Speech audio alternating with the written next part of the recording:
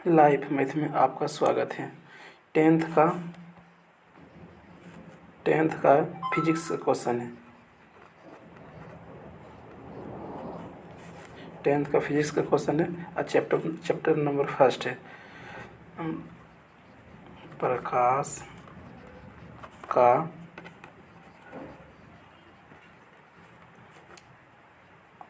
अपवर्तन और परावर्तन पहला चैप्टर है। यह दो पार्ट में वीडियो बनाएंगे। फर्स्ट पार्ट में 30 क्वेश्चन रहेगा और सेकेंड पार्ट में भी 30 क्वेश्चन रहेगा। 60 क्वेश्चन में प्रकाश के परावर्तन अपवर्तन दोनों बताएंगे। देखिए क्वेश्चन नंबर 1 में क्या करा है कि प्रकाश की किरण गमन करती है। प्रकाश की किरण सीधी रेखा में गमन करती है। क्वेश्चन नंबर दूसरा देखिए, दूसरा में क्या करा है कि प्रकाश का वेग न्यूनतम होता है। प्रकाश का वेग न्यूनतम कांच में होता है। देखिए कांच का अपवर्तनांक होता है 1.5 और वायु का अपवर्तनांक होता है 1.0008 और जल में अपवर्तनांक होता है 1.33 और निर्वात का अपवर्तनांक होता है 1। तो कह रहा है कि प्रकाश का न्यूनतम चाल होता है, तो इसमें सबसे ज़्यादा सघन किसका है? कांच का। इसीलिए इसमें प्रकाश का चाल क्या होता है? कम होता है।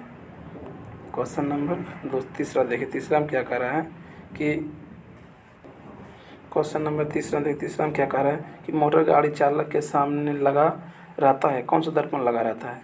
समतल दर्पण लगा रहता है।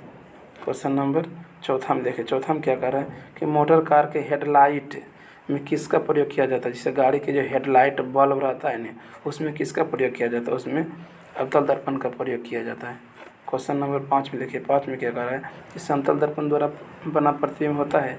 समतल दर्पण द्वारा बना प्रतिबिंब काल्पनिक होता है। समतल दर्पण का फोकस दूरी अनंत होता है। क्वेश्चन नंबर 6 में देखिए, 6 में क्या कह रहा है कि लेंस की क्षमता का सही होता है। लेंस की क्षमता का सही डायोप्टर होता है। इसे डी से भी सूचित करते हैं। क्वेश्चन नंबर 7 में देखिए, 7 में क्या कह रहा है कि प्रकाश की किरण का पथ प्रदर्शन करने वाले चित्र को कहा जाता है किरण आलेख। जिससे कि प्रकाश की किरण है, जिस पथ को प्रदर्शित करे इसे क्या कहते हैं? किरण आलेख कहते हैं। क्वेश्चन नंबर 8 में देखिए, 8 में क्या कह रहा है कि 2D क्षमता वाले लेंस के फोकसांतर होता है 2D, यानी कि पावर कितना है? 2D। तो पावर बराबर फॉर्मूला होता है 1/f। पावर फॉर्मूला तो 1/f, तो हम यहाँ उल्टा कर देते हैं। f को यहाँ ले आते हैं और p को यहाँ दे देते हैं, तो हो जाएगा f बराबर 1/p। p तो दिया 2 डायोप्टर, तो हो जाएगा f बराबर 1/2 डायोप्टर। इसे हम सेंटीमीटर में बदल देते हैं, तो ऊपर में 100 से गुना हो जाएगा। तो काट दीजिए, कितना आ जाएगा? काट दीजिए, कितना आ जाएगा? यहाँ पर 50, यहाँ कितना आ जाएगा? 50 सेंटीमीटर हो जाएगा। डी आंसर इसका। क्वेश्चन नंबर 9 में देखिए, किसी उत्तल लेंस का फोकसांतर 50 सेंटीमीटर है तो उसकी क्षमता होगी 50 सेंटीमीटर। फोकसांतर दे दिया था, p बराबर क्या होता है? 1/f। यहाँ सेंटीमीटर में दिया है तो वो हो जाएगा 1/f। f कितना दिया है? 50 सेंटीमीटर। 50 सेंटीमीटर रहेगा तो ऊपर में 100 हो जाएगा। काट दीजिए, आ जाएगा 2 डायोप्टर। वही क्वेश्चन को उल्टा पूछ दिया, हो जाएगा आंसर डी, 2 डायोप्टर हो जाएगा। क्वेश्चन नंबर 10 में देखिए, 10 में क्या कह रहा है कि प्रकाश की किरण के समूह को कहते हैं। प्रकाश की किरण के समूह को क्या कहते हैं? किरण पुंज कहते हैं। किरण पुंज कहते हैं। क्वेश्चन नंबर 10 में 11 में देखिए कि उत्तल लेंस की क्षमता होती है, उत्तल लेंस की क्षमता धनात्मक होती है और अवतल लेंस की क्षमता ऋणात्मक होती है। उत्तल लेंस की क्षमता धनात्मक होती है, उत्तल लेंस की क्षमता धनात्मक होती है। क्वेश्चन नंबर 12 में देखिए, 12 में क्या कह रहा है कि अवतल लेंस की क्षमता होती है, अवतल लेंस की क्षमता ऋणात्मक होती है और उत्तल लेंस की क्षमता धनात्मक होती है। अवतल लेंस की क्षमता ऋणात्मक होती है। क्वेश्चन नंबर तीसरा में देखिए, तीसरा में क्या कह रहा है कि उत्तल लेंस को कहते हैं, उत्तल लेंस को अभिसारी लेंस कहते हैं और अवतल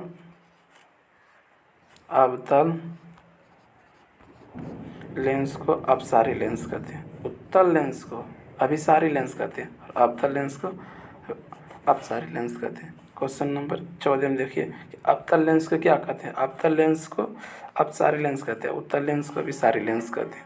क्वेश्चन नंबर 15 में देखिए, 15 में क्या कह रहा है कि निम्न में से कौन सा पादप लेंस बनाने के लिए प्रयुक्त नहीं किया जाता है। मिट्टी, वो और भी नया ऑब्जेक्टिव चल रहा है, पीतल, ये भी लेंस बनाने में प्रयोग नहीं किया जाता है।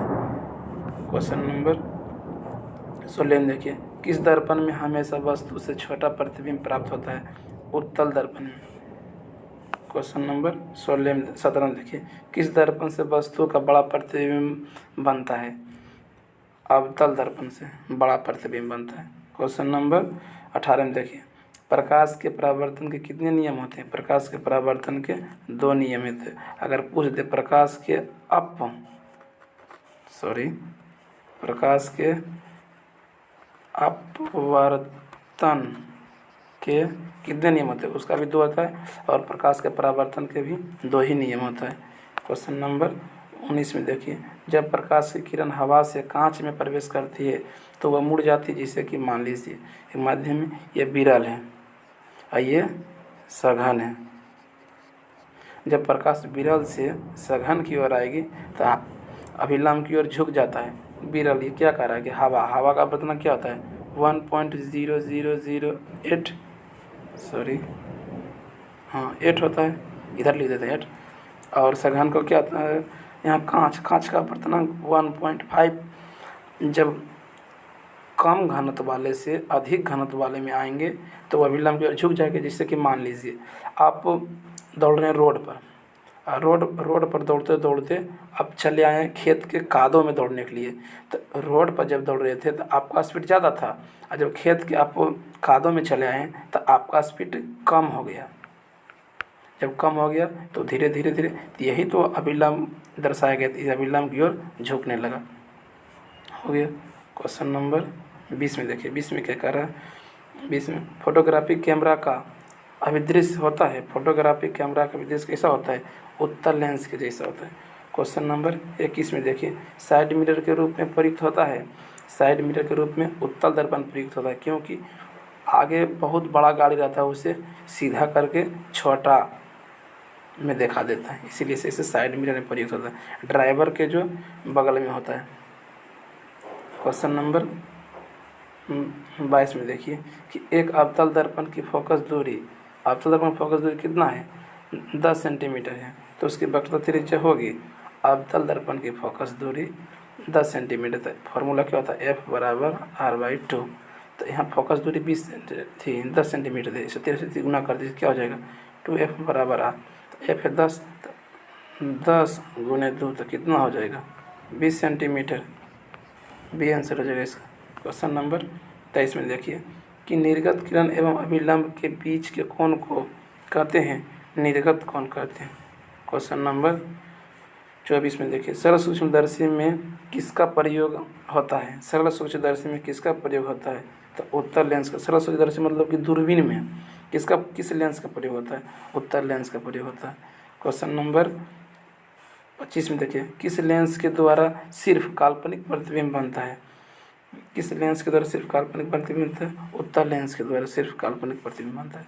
क्वेश्चन नंबर 26 में देखिए, 26 में क्या कर रहा है कि परावर्तन कोण के नियम से निर्धारित होता है, आपतन कोण बराबर परावर्तन कोण। जैसे मान लीजिए समतल दर्पण है, आपतित किरण इधर गया, परावर्तित किरण अभिलंब है, ये इसे आई से सूचित करते हैं, इसे हम आर से सूचित करते हैं, ये हमेशा बराबर होता है। ये जरूरी नहीं कि समतल सतह, जैसे कि मान लीजिए ये रोखड़ा सतह है तो इसमें भी आपतित किरण परावर्तित किरण डाला गया अभिलंब, आपतित किरण और परावर्तित किरण इसमें भी बराबर होगा, चाहे कैसा भी हो उसमें दोनों स्थिति में बराबर होता है। क्वेश्चन नंबर 27 देखिए, काल्पनिक प्रतिबिंब होता है, काल्पनिक प्रतिबिंब हमेशा सीधा होता है और वास्तविक प्रतिबिंब हमेशा उल्टा होता है। हमारे आँखों पर कैसा बनता है, हमारे आँखों पर उल्टा प्रतिबिंब बनता है। क्वेश्चन नंबर 28 में देखिए, लेंस के मुख्य फोकस की संख्या कितनी होती है, जिससे कि लेंस तो ऐसे बना रहता है, तब बोल रहा है इसका मुख्य फोकस की संख्या कितनी होती है, एक यहाँ है, एक यहाँ, एक एक कितना हो गया, 2 2 बनता है। क्वेश्चन नंबर 29 में देखिए कि सर्च लाइट का प्रवर्तक सतह होता है। सर्च लाइट जैसे कि आप घड़ी बनाने जाते हैं तो एक देखते होंगे कि आँख में थोड़ा सा लगा लेता है, और जो घड़ी को देखता है तो उसका प्रतिबिंब बड़ा दिखता है, तो वह अवतल दर्पण होता है। जो घड़ी बनाने वाला अपना आँख में लगा लेता है उसी को हम सर्च लाइट कहते हैं। क्वेश्चन नंबर 30 में देखिए कि दाढ़ी बनाने में कौन सा दर्पण प्रयुक्त होता है। दाढ़ी बनाने में कौन सा दर्पण प्रयुक्त होता है? अवतल दर्पण प्रयुक्त होता है। अवतल दर्पण प्रयुक्त होता है।